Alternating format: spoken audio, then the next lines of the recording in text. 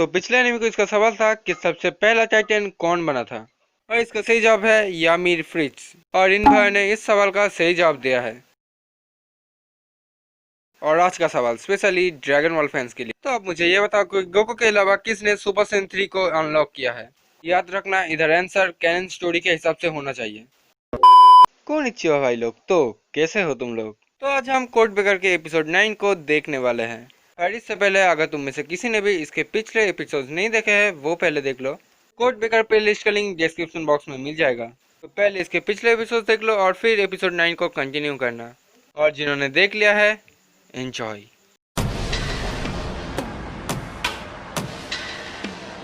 Episode के starting में हम ओगामी को देखते हैं। मिस कैंडा ओगामी को फोन करके बोलती है कि शहर में अलग अलग जगह पे बॉम्ब ब्लास्ट हो रहे हैं और मिस कैंडा को शक है कि ये हितोमी का काम है। ये सुन के ओगामी मिस कैंडा को साफ साफ बोलता है कि वो हितोमी को मार देगा। ये बोल के ओगामी लाइन को डिस्कनेक्ट कर देता है। वो समझ नहीं पाता कि आखिर हितोमी का प्लान क्या है। पहले उसने प्राइम मिनिस्टर को किडनैप किया और अब हितोमी अलग अलग जगह पे बॉम्ब ब्लास्ट कर रहा है। इसके बाद हम हितोमी को देखते हैं जो कि टीवी पे न्यूज़ देख रहा था। न्यूज़ रिपोर्टर बोलती है शहर में अलग अलग जगह पे बॉम्ब ब्लास्ट होने के कारण काफ़ी लोग जख्मी हो चुके हैं और कुछ लोग मारे भी गए हैं। ये न्यूज़ साकुरा भी देखती है। साकुरा के साथ है हेइकी। साकुरा ये सब रोकना चाहती है और हेइकी बोलता है कि साकुरा अपने से ज़्यादा दूसरों की चिंता करती है।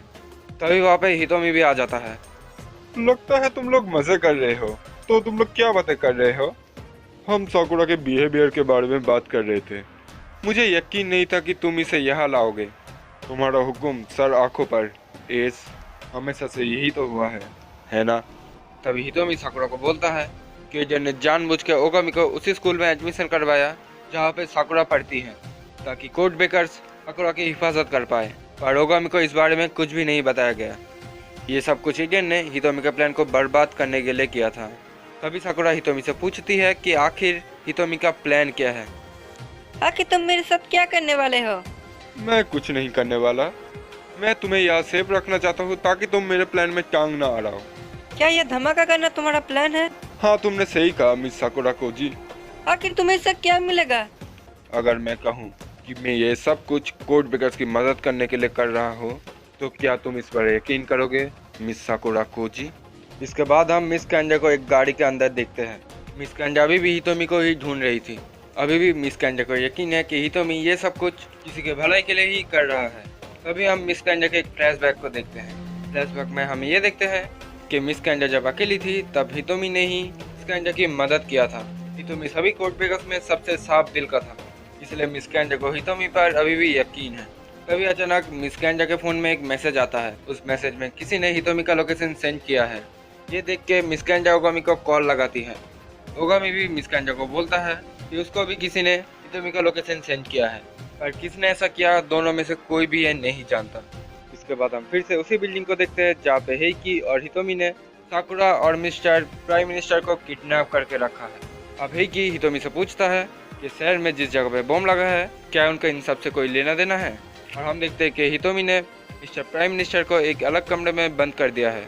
हेइकी की बात सुन के हितोमी को शक होता है कि शायद हेइकी बहुत समय से हितोमी के ऊपर नजर रख रहा था। हितोमी अब हेइकी को बोलता है अभी भी वो हेइकी पर भरोसा नहीं करता। तभी हितोमी हेइकी से पूछता है कि उसको इस जगह के बारे में पता कैसे चला। हेइकी बोलता है कि यही एक जगह था जिसका इन्फॉर्मेशन उसके नेटवर्क में नहीं था, इसलिए उसको शक हुआ कि हितोमी शायद यहीं पे मिलेगा। हेइकी अब हितोमी से बोलता है कि वो नहीं चाहता कि इडेन हितोमी को पकड़े और इसीलिए वो उसकी मदद करना चाहता है। और वो ये भी बोलता है कि इसकी वजह से उसने कोड 05 को नुकसान पहुंचाया। ये सुन के हितोमी का शक और भी ज़्यादा बढ़ जाता है। साकुरा को इस बात पे यकीन नहीं होता कि हेइकी ने ओजी को चोट पहुंचाया। हेइकी अब साकुरा को बोलता है कि साकुरा कभी भी उनका दर्द नहीं समझ पाएगा और सिर्फ हेइकी ही हितोमी का दर्द अच्छे से समझ सकता है। तुम कुछ भी कर लो हेइकी, पर अगर तुम मेरे रास्ते में आए तो मैं तुम्हें मार दूंगा, समझे। मैं हमेशा तुम्हारा साथ दूंगा। इस तभी हितोमी देखता है कि कैंडा यहाँ पे पहुँच चुकी है और वो समझ जाता है कि ओगामी भी आसपास ही होगा। हेइकी, तुम्हें साबित करना होगा कि तुम मेरे साथी हो। मेरे पास तुम्हारे लिए एक काम है। इसके बाद हम मिस कैंडा को देखते हैं जो कि उसी बिल्डिंग के नीचे खड़ी हुई थी। मिस कैंडा अपना गन रिलोड करती है और आगे बढ़ने लगती है। जैसे ही मिस कैंडा ऊपर जाने वाली होती है वो देखती है कि हेइकी उसके सामने है। वो समझ नहीं पाती कि हेइकी इधर क्यों है। तभी हेइकी मिस कैंडा के ऊपर भी हमला करता है। इसके बाद हम ओगामी को देखते हैं जो कि उसी बिल्डिंग की तरफ बढ़ रहा था। तभी ओगामी को कॉल करके कोई बोलता है कि साकुरा लापता है। ओगामी उस लेडी को बोलता है कि वो साकुरा को ढूंढ लेगा। तभी वहाँ पे यूकी भी आ जाता है। हम देखते हैं कि यूकी फिर से नॉर्मल हो चुका है। यूकी ओगामी को बोलता है कि हितोमी ने उनको धोखा दिया और वह उस घटना को बोल देता है जब हेइकी ने ओजी के ऊपर हमला किया था। ये सब कुछ यूकी दूर से देख रहा था। हमले के बाद जब यूकी वहाँ पे पहुँचा तब वहाँ पे ओजी का बाइक पत्थर के बीच में दबा हुआ था। जिसके बाद ये दोनों उसी बिल्डिंग की ओर जाने लगते हैं। ओगामी और यूकी इस बिल्डिंग में पहुँच चुके हैं। अब वो लोग जैसे ऊपर जाने वाले होते हैं वो देखते हैं कि हेइकी उनके रास्ते में है। यूकी ने ओगामी को पहले ही बता दिया था कि हेइकी ने धोखा दिया है, इसलिए अब यूकी और ओगामी हेइकी से लड़ने लगते हैं। पहले यूकी हेइकी के ऊपर अपने साउंड वेव से हमला करता है और हेइकी बड़े ही आसानी से यूकी के हमले को डिफ्यूज कर देता है। जिसके बाद हेइकी यूकी के ऊपर हमला करता है जिससे यूकी उस बिल्डिंग का दीवार तोड़ के बाहर चला जाता है। अभी ओगामी हेइकी के ऊपर हमला करता है और हेइकी बड़ी ही आसानी से ओगामी के सारे हमले डॉज करने लगता है। यूकी इधर फिर से खड़ा होता है और ओगामी को हटने के लिए बोलता है और जैसे ही ओगामी हेइकी के सामने हट जाता है यूकी हेइकी के ऊपर एक ज़बरदस्त हमला करता है जिसके कारण वो जगह धुएं से भर जाता है। यूकी ओगामी को ऊपर जाने के लिए बोलता है। यूकी बोलता है कि वो हेइकी से अकेले ही लड़ लेगा। ओगामी ये सुन के ऊपर चला जाता है और हम देखते हैं कि हेइकी ने अपने आप को यूकी के हमले से बचा लिया है। ओगामी जैसे ऊपर आता है वो मिस कैंडा को देखता है। उसके बाद वो मिस कैंडा से हितोमी का लोकेशन पूछता है पर अचानक मिस कैंडा ओगामी के ऊपर ही बंदूक टांग देता है और हम देखते हैं कि मिस कैंडा के बॉडी से इलेक्ट्रिसिटी निकल रहा है। ओगामी ये देख के समझ जाता है कि मिस कैंडा के बॉडी को हितोमी कंट्रोल कर रहा है। तभी वो साकुरा को भी देखता है जो कि बंधी हुई है। साकुरा भी इधर ओगामी को बोलती है कि मिस कैंडा हितोमी के कंट्रोल में है और किसी तरह ओगामी उसको बचा ले। तभी वहाँ पे हितोमी भी आ जाता है।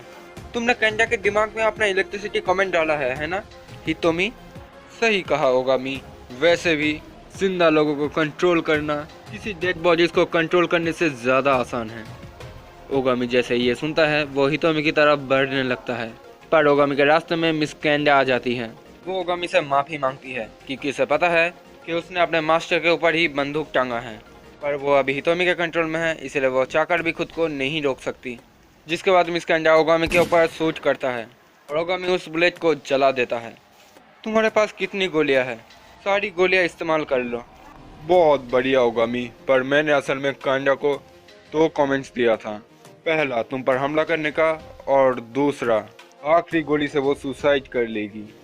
ये सुन के ओगामी और साकुरा हैरान रह जाते हैं क्योंकि अगर ओगामी ने मिस कैंडा के सारी गोलियां डॉच कर लिया तो जैसे ही लास्ट गोली आएगा मिस कैंडा सुसाइड कर लेगी और अगर ओगामी उन गोलियों को डॉच नहीं करेगा तो वो मारा जाएगा। आज मिस कैंडा या फिर ओगामी इन दोनों में से कोई एक जिंदा बचेगा। अब साकुरा हितोमी को बोलता है हितोमी तुम ऐसा कैसे कर सकते हो? मिस कैंडा और ओगामी तो तुम्हारे साथ ही थे। ओगामी प्लीज कुछ भी करके मिस कैंडा को बचाओ। तुम चिंता मत करो कैंडा, मैं तुम्हें सुसाइड करने नहीं दूंगा। इससे अच्छा मैं तुम्हें अपने हाथों से मारूंगा। ओगामी ये तुम क्या बोल रहे हो?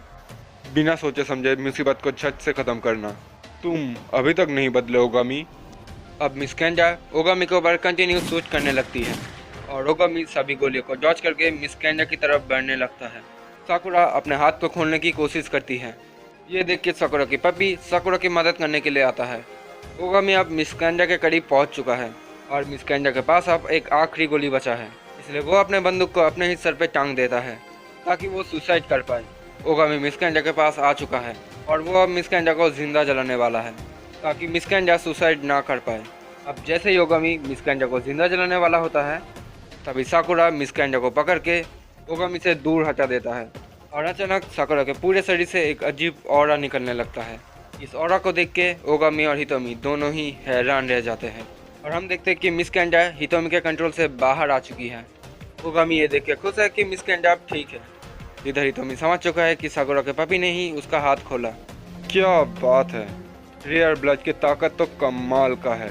तुम सच में मेरे प्लान में टांग अड़ाओगी मिस साकुरा कोजी? तो अब क्या तुम उस छोटे से पपी को भी मार दोगे? हितोमी साकुरा के पपी को उसको वापस लौटा देता है। अब मिस कैंडा हितोमी से पूछती है कि वो ऐसा क्यों कर रहा है। मिस कैंडा को अभी भी यकीन है कि हितोमी बिना वजह ये सब नहीं करेगा। तभी हितोमी इन सभी को अपना प्लान बताने लगता है। क्या तुम्हें अभी भी पता नहीं चला? इस कमरे में लगी इन घड़ियों को देखो। इन घड़ियों का सभी घड़ियां अलग अलग टाइम पे रुक चुका है।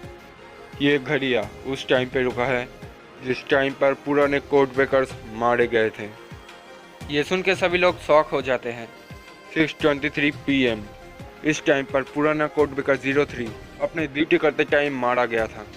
8:47 AM पुराना कोड ब्रेकर 06 अपने काम के चलते एक एक्सीडेंट के दौरान मारा गया था। इधर जितनी भी घड़ियां हैं और उन घड़ियों का कांटा जिस समय रुका हुआ है उस टाइम पर पुराने कोड ब्रेकर्स अपने ड्यूटी करते टाइम मारे गए थे और किसी को भी इसके बारे में नहीं पता। किसी को ये भी पता नहीं है कि वो लोग थे भी या नहीं। अगर इस चीज़ को नहीं रोका गया तो आगे भी ऐसा ही होगा।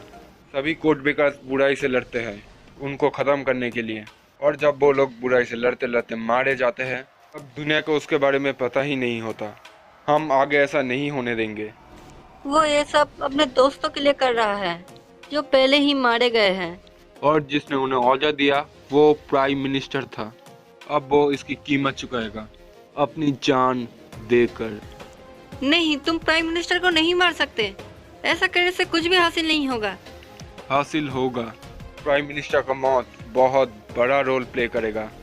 तभी हम देखते हैं कि शहर में जगह जगह बॉम्ब ब्लास्ट होने लगता है, जिसके कारण और भी लोग घायल होते हैं और कुछ लोग मारे जाते हैं। तुम ऐसा कैसे कर सकते हो? तुम बस मासूमों को मार रहे हो तुमी। इसका कारण क्या है? डराने के लिए। वो भी देखेंगे प्राइम मिनिस्टर फुजिवारा का मौत। उनकी मौत देख के ये लोग डर जाएंगे और उसके बाद वो लोग ऐसे लोगों को ढूंढेंगे जो उनकी इस मुसीबत में मदद कर पाए, और तब कोड ब्रेकर्स उनकी मदद करने के लिए जाएंगे।